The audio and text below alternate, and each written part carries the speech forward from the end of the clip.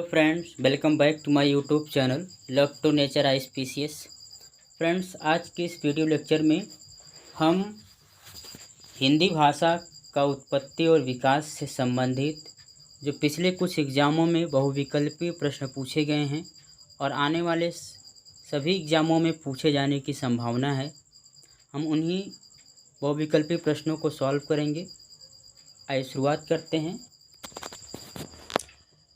देखिए, पहला प्रश्न दिया हुआ है कि हिंदी किस भाषा परिवार की भाषा है।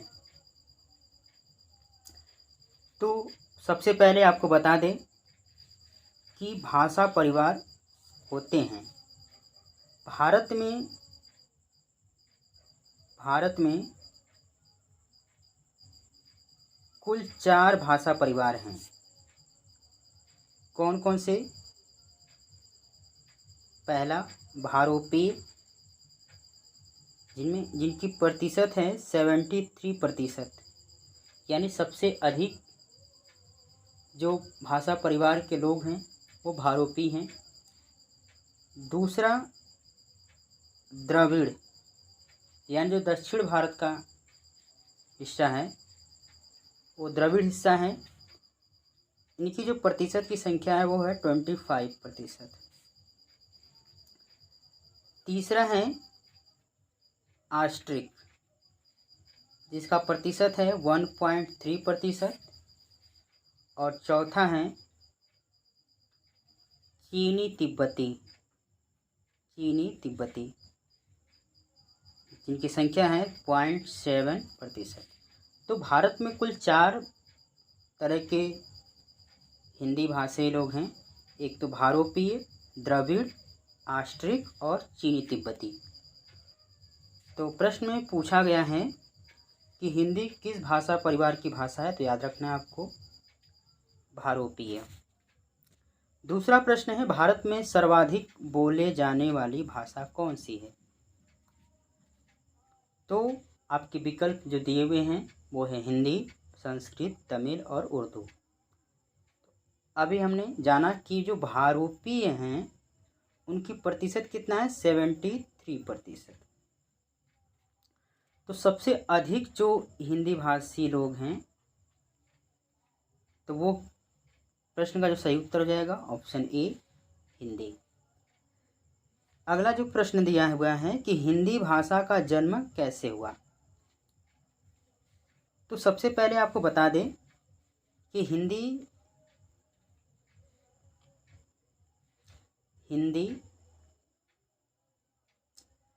भाषा का क्रमिक विकास।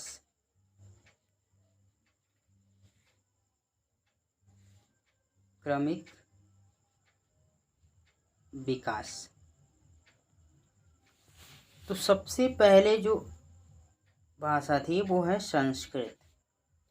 संस्कृत का जो अपभ्रंश है वो पाली के बाद आपको याद रखना है प्राकृत, इसके बाद अपभ्रंश, अवहट्ट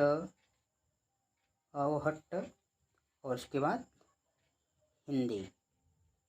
ठीक है। तो प्रश्न में ये पूछा गया है, तो सबसे नज़दीक देखिए इस हिंदी भाषा का जो क्रमिक विकास है उनमें सबसे नज़दीक कौन सा है, अवहट्ट, अपभ्रंश और हिंदी। तो प्रश्न में जो पूछा गया है कि हिंदी भाषा का जन्म हुआ है, तो सबसे इसमें निकट मिलेगा आपको अपभ्रंश से। तो इस प्रश्न का जो सही उत्तर हो जाएगा ऑप्शन ए, अपभ्रंश से। अगला जो प्रश्न है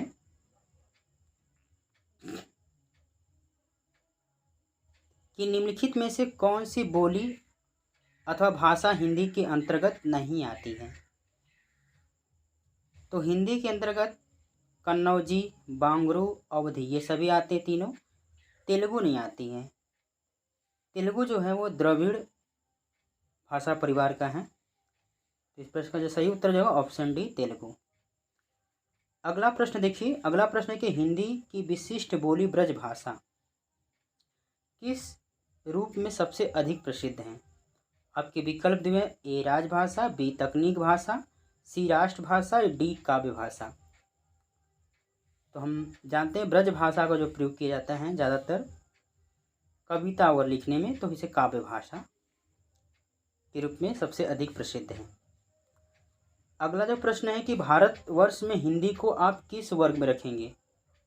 आपके विकल्प हैं ए राजभाषा, बी राष्ट्रभाषा, सी बी भाषा या फिर डी तकनीक भाषा। तो भारतीय संविधान के भाग 17 में इसका उल्लेख मिलेगा, वो भी किस रूप में? राजभाषा के रूप में। तो इस प्रश्न का जो सही उत्तर हो जाएगा ऑप्शन ए राजभाषा। अगला प्रश्न है कि ढूढ़ाड़ी बोली जो है वो किस हिंदी भाषा का भाग है? पश्चिमी राजस्थान की, पूर्वी राजस्थान की, या फिर सी दक्षिणी राजस्थान की, या फिर डी उत्तरी राजस्थान की। इस प्रश्न का उत्तर बताने से पहले आपको सबसे पहले हम बता दें कि जो हिंदी भाषा है उसे 5 उपभाषा में डिवाइड करते हैं। कितने? 5। हिंदी भाषा को 5 उपभाषा में। अब वो 5 उपभाषा कौन कौन से हैं? तो राजस्थानी हिंदी, ठीक है, दूसरा पश्चिमी हिंदी, तीसरा पहाड़ी हिंदी, चौथा पूर्वी हिंदी और पांचवा बिहारी हिंदी। तो इस तरह से ये हिंदी जो भाषा है उसकी 5 उपभाषा हैं। तो प्रश्न में जो पूछा गया है राजस्थान के बारे में पूछ रहा है कि राजस्थान जो भाषा है, राजस्थानी जो हिंदी है, उनमें भी 4 तरह की भाषा आता है, उपभाषा होती है।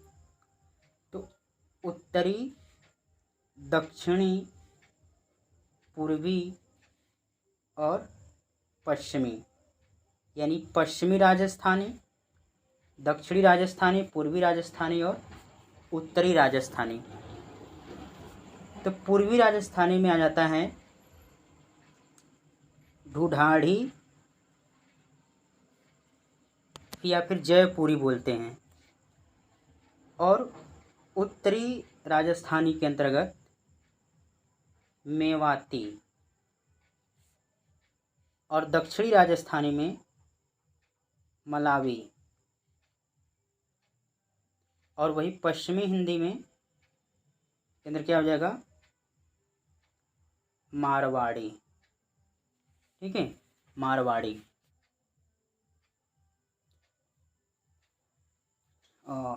एक मिनट, ये मलावी नहीं मालवी कर लीजिएगा, ठीक है।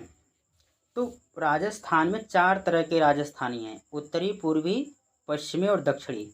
अब प्रश्न में चलते हैं।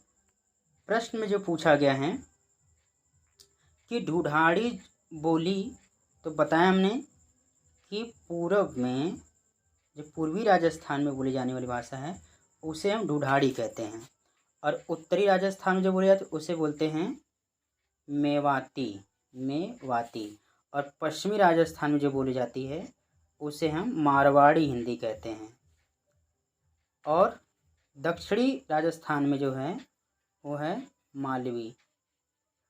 तो इस प्रश्न का जो सही उत्तर है ऑप्शन बी पूर्वी राजस्थान की। अगला प्रश्न है कि ब्रजबुली नाम से जानी जाती है, तो ये पुरानी बांग्ला का नाम है। अगला प्रश्न है निम्नलिखित में कौन सी भाषा देवनागरी लिपि से लिखी जाती है? तो विकल्प जो दिए हुए हैं ए गुजराती, बी उड़िया, सी मराठी या फिर डी ऑप्शन दिया है सिंधी। तो देवनागरी लिपि से लिखी जाने वाली जो है आपका मराठी। इस प्रश्न का जो सही उत्तर है ऑप्शन सी मराठी। चलिए अगले प्रश्न में चलते हैं। अगला प्रश्न है निम्नलिखित में कौन सी भाषा संस्कृत भाषा की अपभ्रंश है? तो हमने हिंदी भाषा का जो क्रमिक विकास देखा था उनमें जो सबसे पहले था संस्कृत। संस्कृत के बाद कौन सी भाषा थी? तो पाली। तो इसके बाद पाली के बाद क्या था? प्राकृत। तो प्रश्न में जो पूछा गया है कौन सी भाषा संस्कृत भाषा का अपभ्रंश है, तो संस्कृत भाषा का अपभ्रंश कौन है? पाली। तो इस प्रश्न का जो सही उत्तर जो ऑप्शन डी पाली।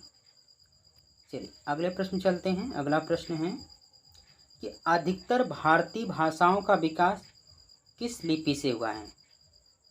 तो इस प्रश्न का जो सही उत्तर है ऑप्शन डी ब्राह्मी लिपि से।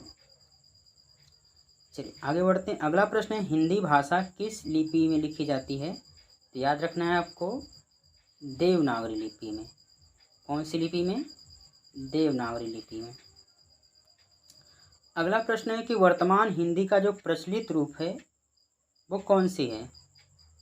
तो इस प्रश्न का जो सही उत्तर है ऑप्शन सी खड़ी बोली। अगला प्रश्न है कि हिंदी भाषा के बोलियों के वर्गीकरण के आधार पे छत्तीसगढ़ बोली है वो किसके अंतर्गत आती है?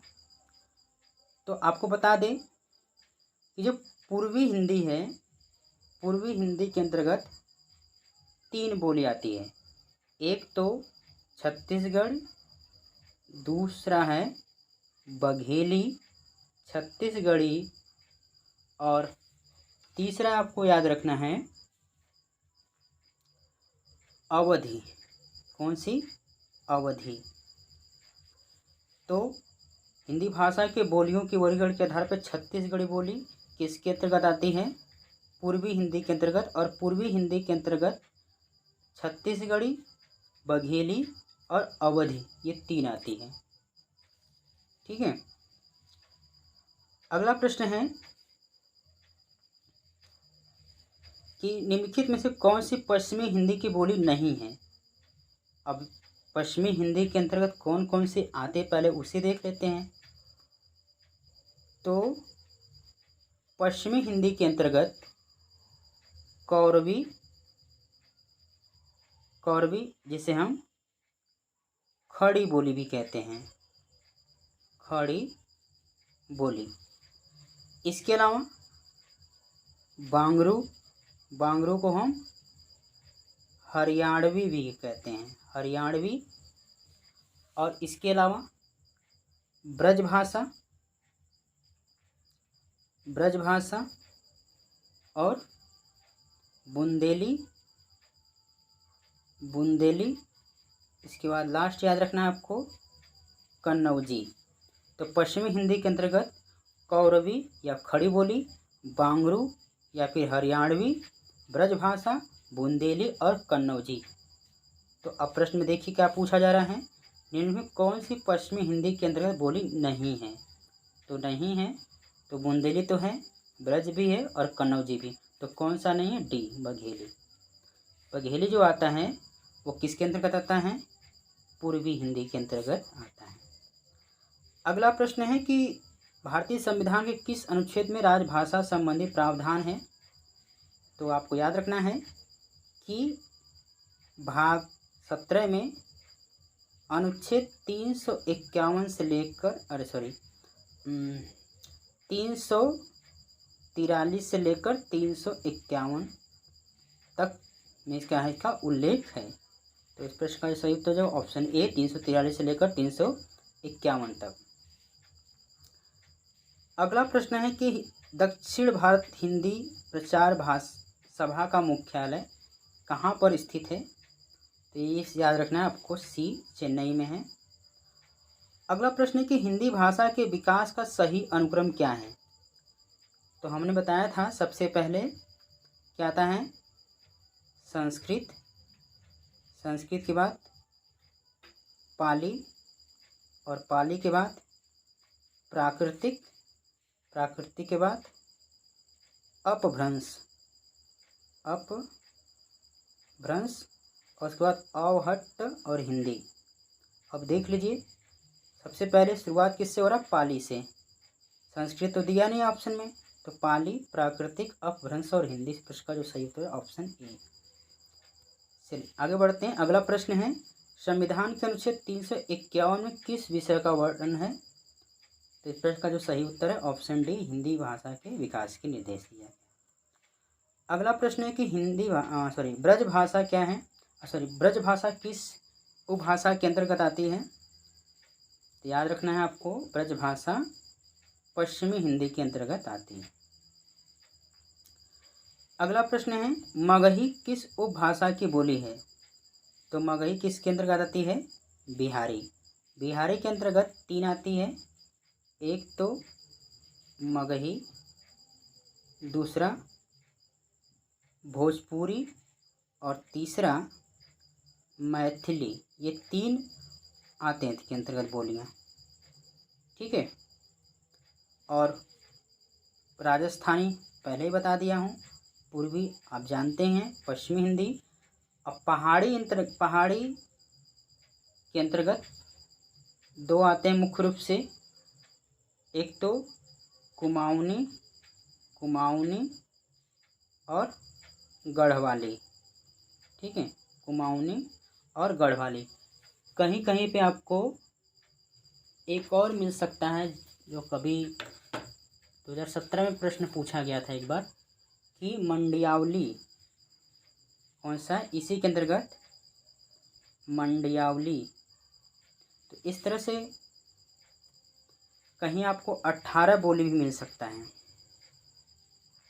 चलिए आगे बढ़ते हैं। अगला प्रश्न है कि हिंदी खड़ी बोली किस अपभ्रंश से विकसित हुई है? अब आपको अपभ्रंश याद रखना है कि अपभ्रंश के अंतर्गत क्या पूछा जा सकता है। तो आइए इसको एक बार एक्सप्लेन कर देते हैं। तो अपभ्रंश के अंतर्गत आपको याद रखना है, अपभ्रंश में कि सार सैनी यदि पूछेगा, सार सैनी अपभ्रंश के अंतर्गत, तो इसके अंतर्गत पश्चिमी हिंदी और राजस्थानी, गुजराती याद रखना है। और अर्धमागधी, यदि अर्धमागधी कहेगा तो अर्धमागधी के अंतर्गत याद रखना है आपको पूर्वी हिंदी। और वही यदि मागधी पूछेगा तो इसके अंतर्गत बिहारी हिंदी, और इसके अलावा उड़िया, बांग्ला और असमिया इसके अंतर्गत आ जाएगा। वही हम बात करें खस जो है, ये पहाड़ी हिंदी है, उसके अंतर्गत आ जाएगा। और कभी कभी ब्रांचड़ पूछ लेता है, ब्रांचड़, तो याद रखना है पंजाबी और सिंधी इसके अंतर्गत आता है। और वही पूछ ले महाराष्ट्री, तो महाराष्ट्री क्या हो जाएगा? मराठी हो जाएगा, ठीक है। तो अब प्रश्न में आते हैं। प्रश्न में क्या पूछा गया है? प्रश्न पूछा गया कि हिंदी खड़ी बोली किस अपभ्रंश के अंतर्गत विकसित हुई है? तो ये आ जाएगा सार सैनी, क्योंकि पश्चिमी हिंदी के अंतर्गत ही आता है आपका कौरवी, और कौरवी को ही हम क्या बोलते हैं? खड़ी बोली। चलिए आगे बढ़ते हैं। अगला प्रश्न है, भाषा के आधार पर भारतीय राज्यों को पुनः रचना की गई।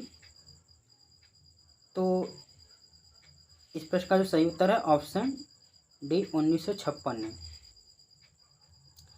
अगला प्रश्न है,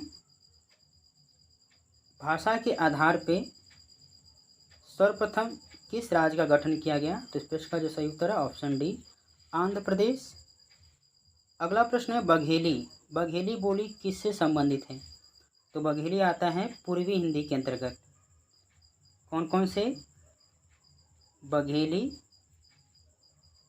और अवधी,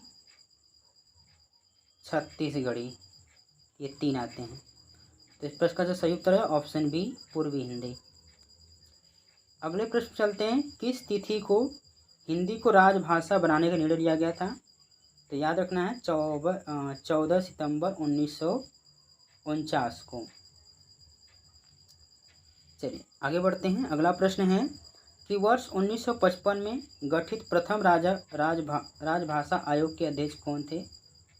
तो बीजी खेर थे। प्रश्न का सही उत्तर ऑप्शन ए। अगला प्रश्न, भारतीय संविधान के 8वीं अनुसूची में कितनी भाषाओं को शामिल किया गया है? तो 22 भाषाओं को।